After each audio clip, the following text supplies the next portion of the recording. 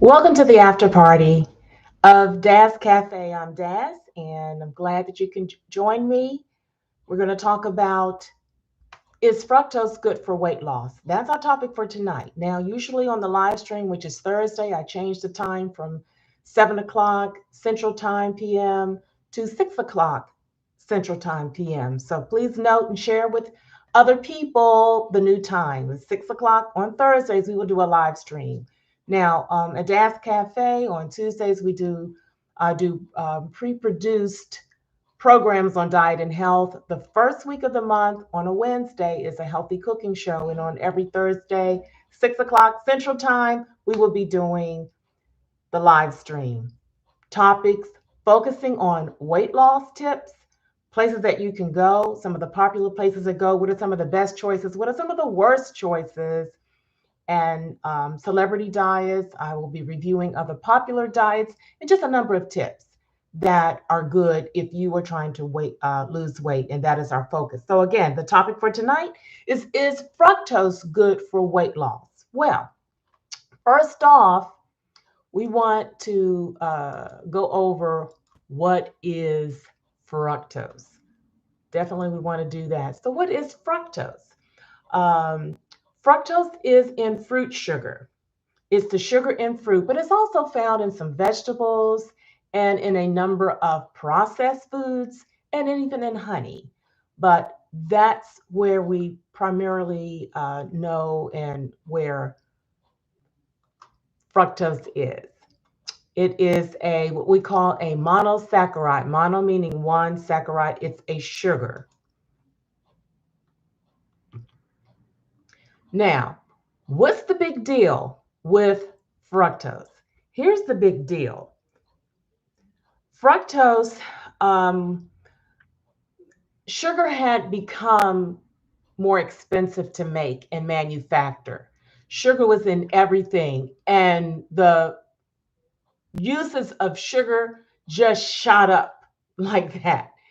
And so, manufacturers are having to make all these products and put all the sugar in it, but it was getting more expensive for them. But they found a way to manufacture a substitute for sugar, and here comes fructose and high fructose corn syrup. So they started with, and you can use other starches, but in this case, the very beginning, they started with cornstarch, and with the use of a D-xylose isomerase, which is an enzyme, they were able to process glucose and fructose. And then we eventually get our product, high fructose corn syrup. So, what we like about it is it's cheaper, it's easier to manufacture, and we like it. So, it's a win win for everybody. And so it's in so many products. It's beyond prevalent in so many products. And it tastes very similar to sugar. And if you get just the fructose, it's gonna, it's gonna cost you a little bit. But if you get just the fructose, it even looks like sugar. I know one of my good friends made the best tea, and she would blend a lot of herbal teas, and she would put that fructose in it, and it was delicious. So there we have that, and we have gone there. But what we want to talk about, what I want to address is, how is it connecting to weight loss? Is this a good substitute for us to use? Because that's our focus on our live stream, is weight loss. So let's look at that. Now, first of all, fructose, 1 teaspoon of fructose is about 15 to 16 kilocalories. 1 teaspoon of table sugar that we call sucrose is about 16 kilocalories or calories. So you're not reducing calories by using fructose. It is not calorie free. I think some people think that it's a better choice if they know that it is a fruit sugar, but now it's manufactured and it's concentrated, so it's not the same as fructose or fruit sugar in the product with fibrous material and everything. you get a concentrated amount, and this is manufactured. But anyway, teaspoon for teaspoon, it's about the same amount of calories. So again, it's not calorie free. And we're talking about weight loss, and the amount of calories that we take in would be of importance for us. But what else do we know about fructose? Let's look at some other things that we know about fructose.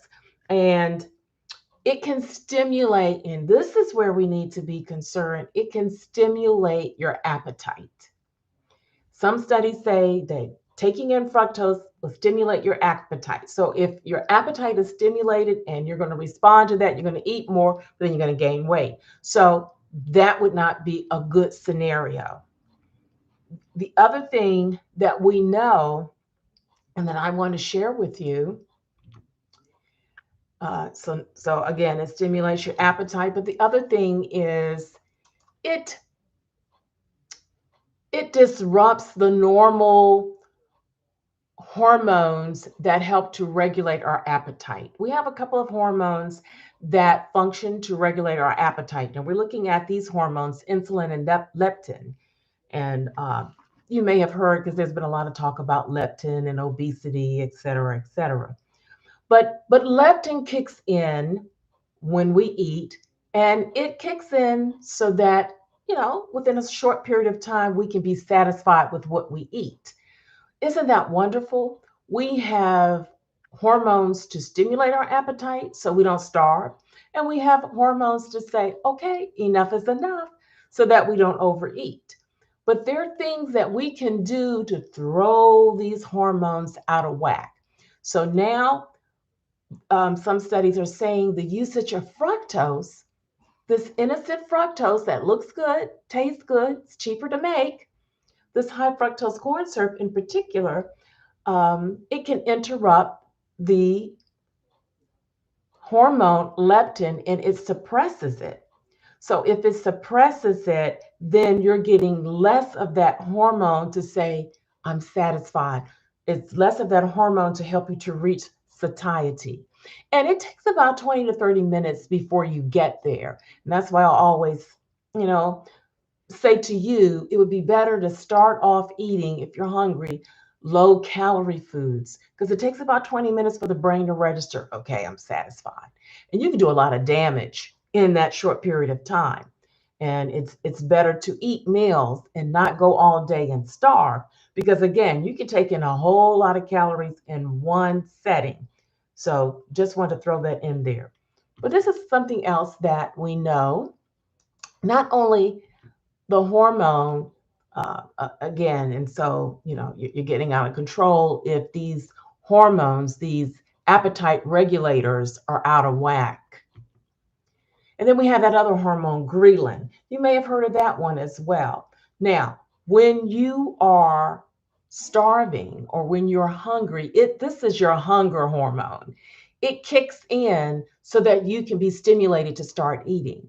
So now you need to be stimulated to start eating, but then as you start eating, then the hormone decreases gradually. So now you will reach that place of satisfaction or satiety. I'm full. But there are some studies that are saying by using fructose, it kind of interrupts that the suppression of this hormone ghrelin is interrupted. So now instead of it decreasing so that you can say, I'm satisfied, there's some interruption there. And so now you don't have as much of the decreasing as you would want. And so you still want to eat. You don't reach that point of satisfaction, at least at some level.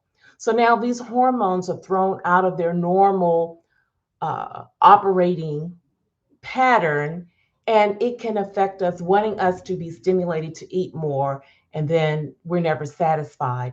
And so now this is not good. So fructose definitely is not a good choice in its state of being manufactured, that you eat it in a processed way, not so much in the fruit, because in the fruit you don't see that as much. If you eat a lot of fruit, you will get some of that, but not as much, because you're not going to eat as much fruit as you would in these concentrated processed forms. where you have a lot of it in one particular product. Now, so I just wanted you to be aware of that. If you're using for your beverages, you're reaching for fructose, if you're using it on, like table sugar and everything you can think of. And, so you want to be mindful of that. Hormone, didn't mean to say that, folks. Fructose, and there are some other concerns that we have, buyer beware, but let's just go over this one. Fructose, again, you may have less suppression of the ghrelin, and so because of that, you will experience hunger. And hunger is also triggered by other factors other than just the hormones, your stomach distension, psychological factors, and brain signals these things. But I definitely wanted you to be mindful of that. Now, let's go back because I want to address this. There are other concerns about dear fructose, and I think I want to, let's just take it. There are some other concerns about dear fructose. For one, we know that some studies are telling us that fructose can increase your triglycerides. Well, triglycerides are fat, just a fancy word for fat. So in your arteries, fat can accumulate, which would lead to the disease atherosclerosis. It's just the accumulation of fat within your arterial wall or within your arteries. So if the arteries to the brain get clogged, you can have a stroke. If arteries to the heart, you can have a heart attack. So we definitely want to keep our arteries open, clear, and flexible. We don't want them to harden. That's another disease. So there can be an increased level of your triglycerides or fats associated with taking in this processed fructose. We also know that it can increase the LDL, which we call the bad cholesterol, LDL or low density lipoprotein. Big word, we just say LDL, and we also refer to it as our bad cholesterol.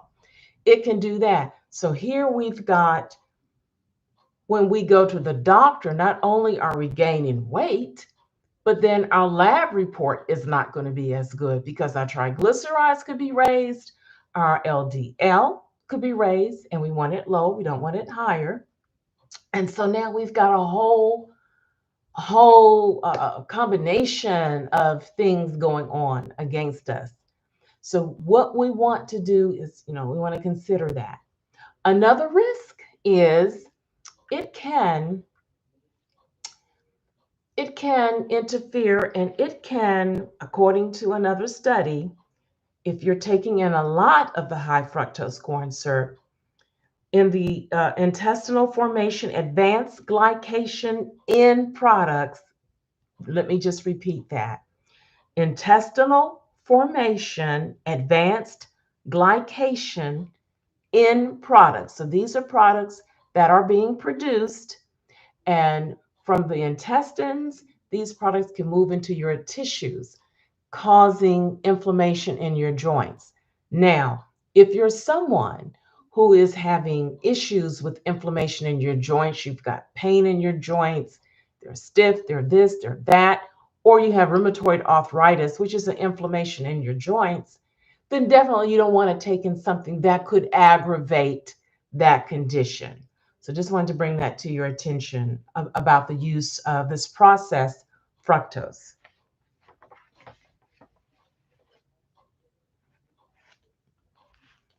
So where is fructose? Where will we find it? Now, I will say this, that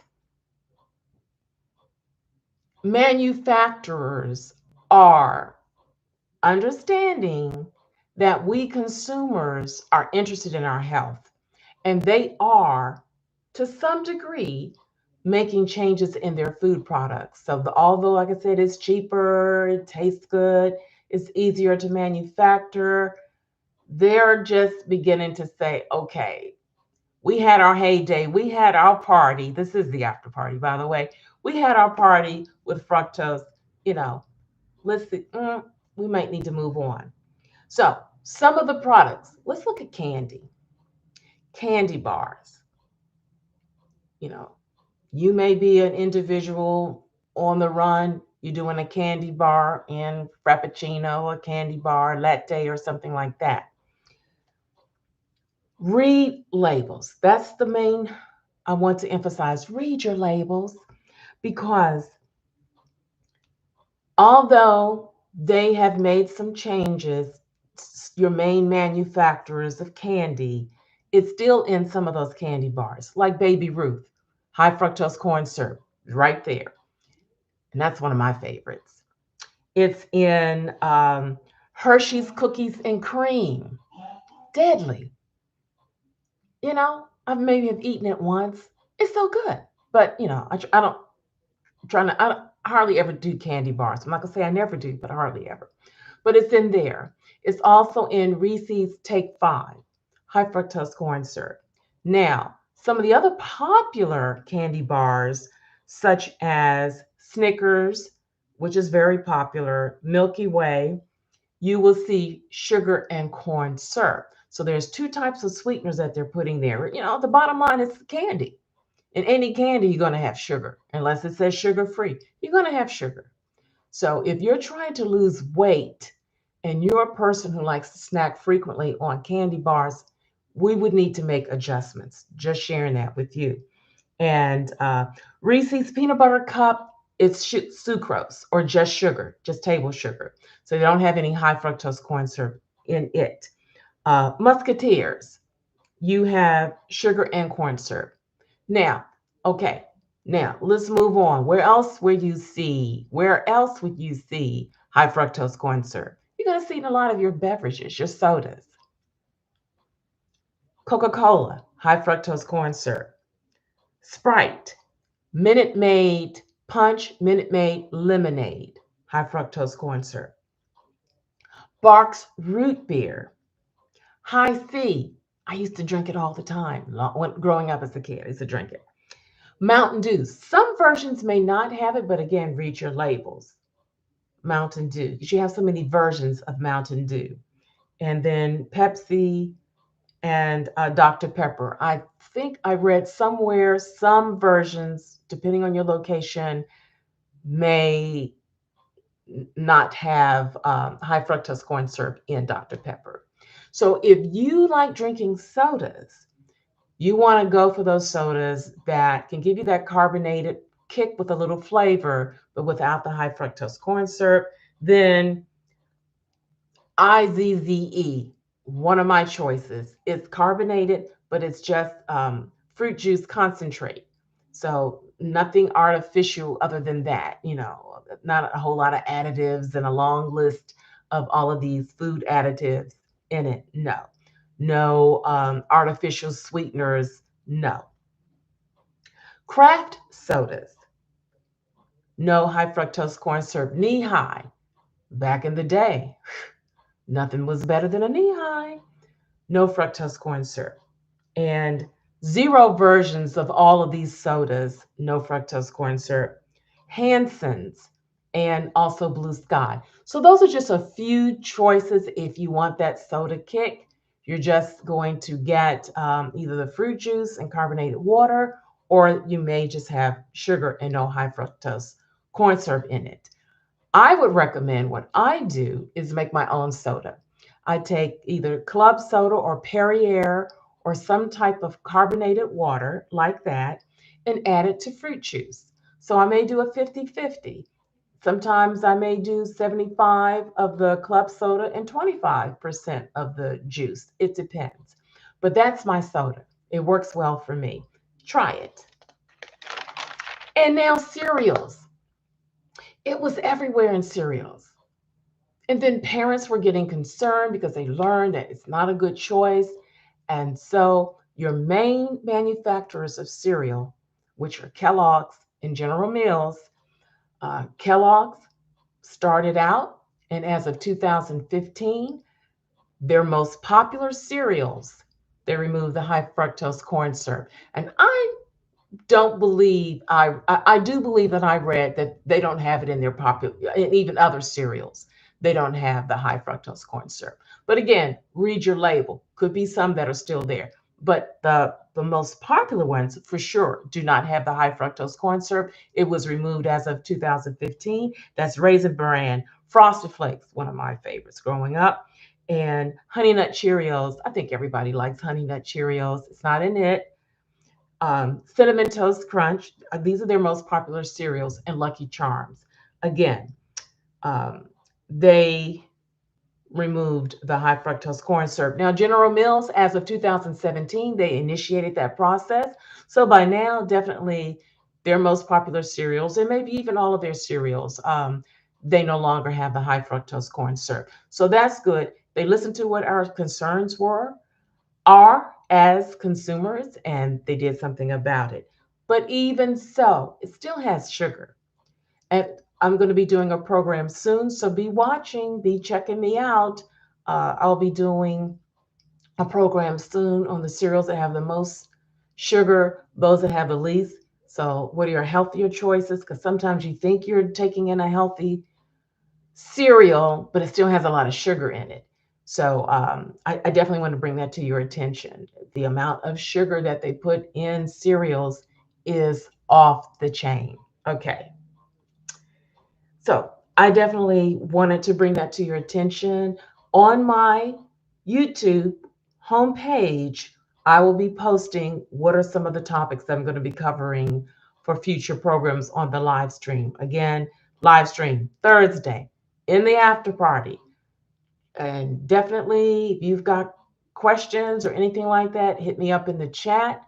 I will look at those responses, those questions, and in a future program, I will either address it in or I may do an entire program on it. Because on Tuesdays, I pre produce those programs and it's just on different topics, diet and health. But on the Thursdays, the live stream, the main focus is on weight loss, as I've already mentioned. And now, I definitely, if you are interested in weight loss, join us in Boss Battle Academy. It's an online weight loss course that I have developed with a three-pronged approach. And you would say, well, what the heck is that? Well, it's because obesity has so many factors that come into play. And this is why it's difficult for a lot of people to be successful, that I brought in different approaches to help you on that journey so that you can uh, more, more see success by being involved and being participating with those the three-pronged approach that I have for you. So go to their website. You can read a little bit more about it and definitely register so that you can be a part of that. We're starting up soon. There's my website so you can learn more about it, and definitely look forward to working with you. I look forward to you being me and joining me in the after party. I'm Daz, I'm out, but I look forward to seeing you next show.